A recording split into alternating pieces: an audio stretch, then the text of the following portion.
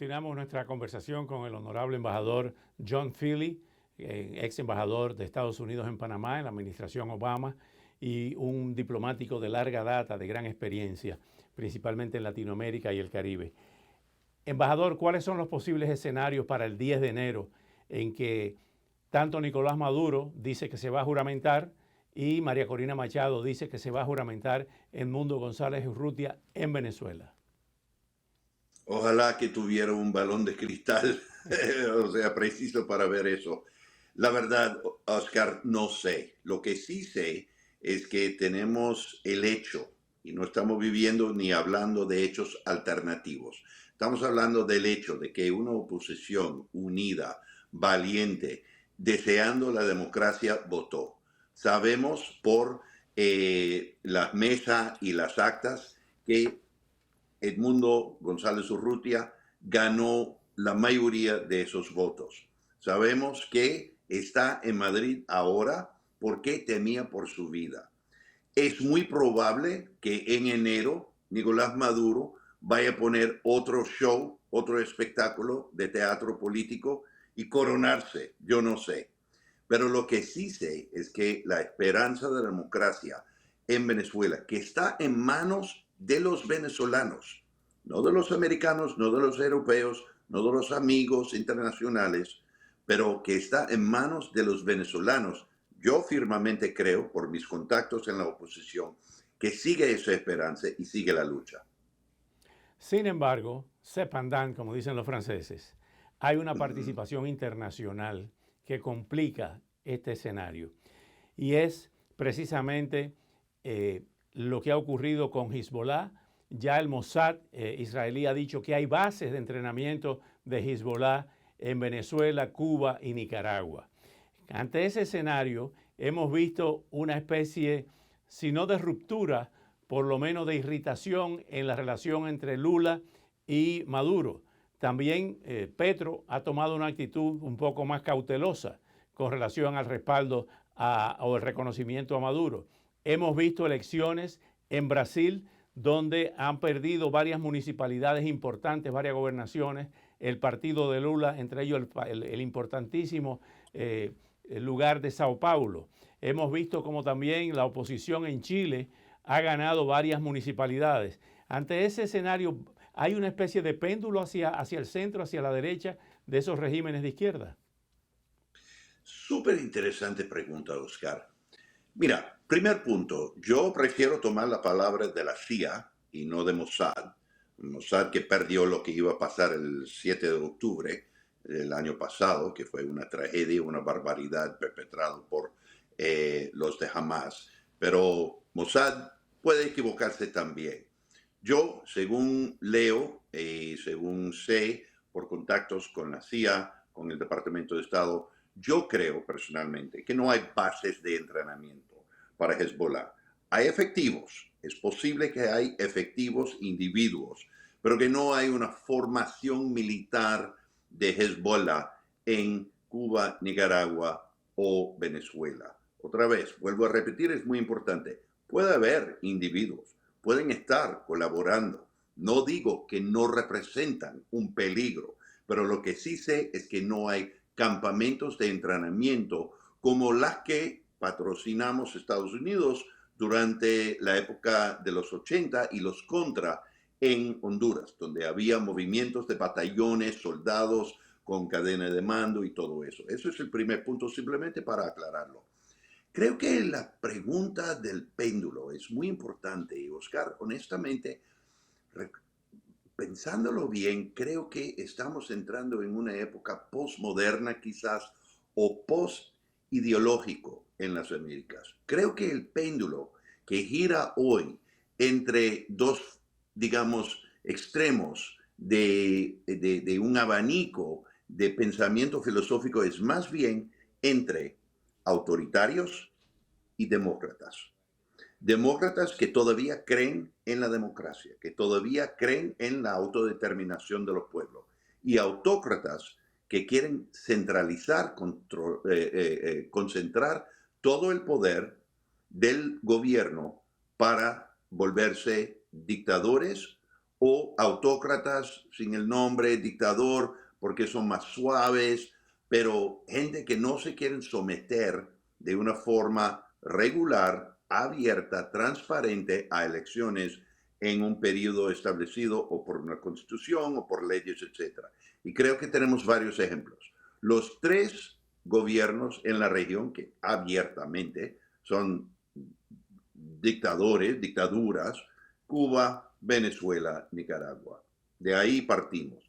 Luego tenemos algunos gobiernos que son mixtos, que están mandando señales distintos. Mira, por ejemplo, la cuestión de México.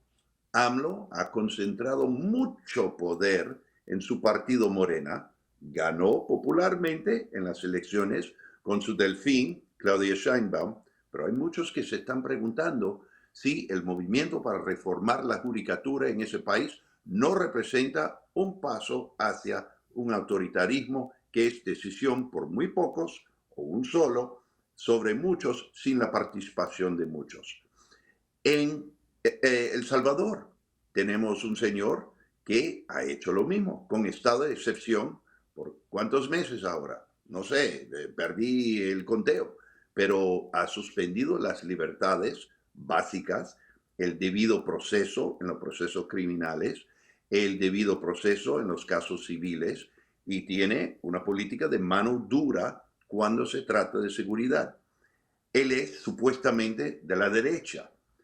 Veo yo que los dos señores se encuentran por un lado de un péndulo y los dos gobiernos se encuentran por el mismo lado del péndulo, que es el opuesto de una democracia abierta, transparente, con la participación de todos, votos donde gana la mayoría, pero hay protecciones para la minoría.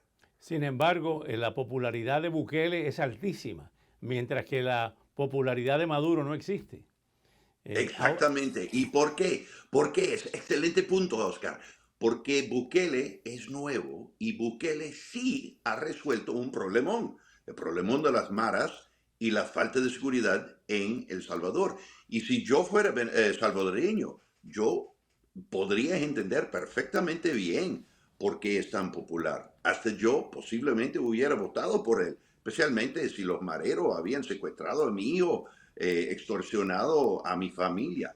Pero Oscar, el punto aquí es que la táctica de mano dura siempre es popular en corto plazo. A largo plazo, la gente quiere ser libre, la gente quiere saber que hay un sistema judicial. Maduro tiene su popularidad literalmente en la calle, por debajo de la calle. ¿Por qué? Porque ya llevamos 20 años de chavismo, más 22 años de chavismo. ¿Y qué le ha brindado al pueblo de Venezuela? Pobreza, hambruna y miseria. Hablando de Cuba, de pobreza, hambruna y miseria, nosotros nos hemos interesado por la historia de Latinoamérica, pero por la historia de Cuba.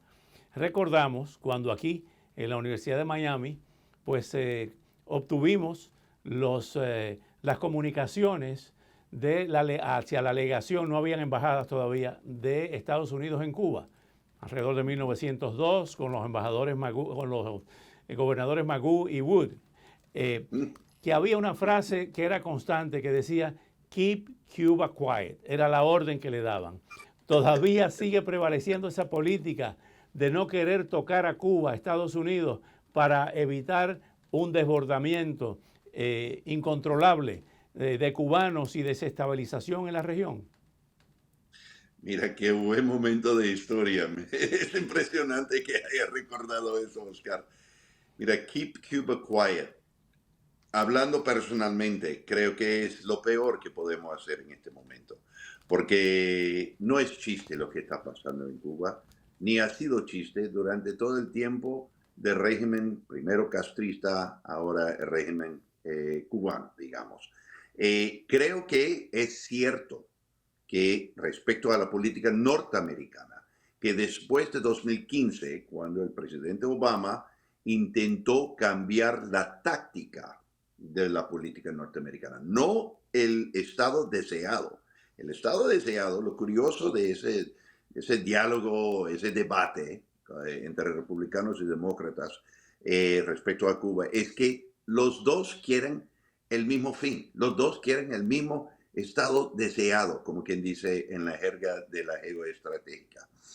Quieren una Cuba integrados en el mundo democrático con un pueblo que puede determinar sus propios líderes. Y obviamente por más de 60 años los cubanos no han tenido eso y viven con una dictadura cuyas desventajas son manifestos, o sea, la migración nada más. Pero sí tenemos que poner Cuba y el tema de Cuba en un contexto doméstico. En Estados Unidos, nosotros sufrimos, digamos, un terremoto cuando Obama decidió intentar otra táctica. Y Donald Trump llegó y no estaba de acuerdo y cambió el rumbo otra vez a volver a hacer lo que siempre hemos hecho: aislamiento político, sanciones y un embargo. Ok, muy bien. Es una decisión que Trump tuvo todo el derecho de hacerlo, pero que nos ha beneficiado. Pero por esa experiencia, creo que Joe Biden, durante los 4 años de su presidencia, simplemente encontró que tenía demasiados problemas en casa para tocar el tema de Cuba y revivir el deseo quizás de otro camino sobre la aproximación.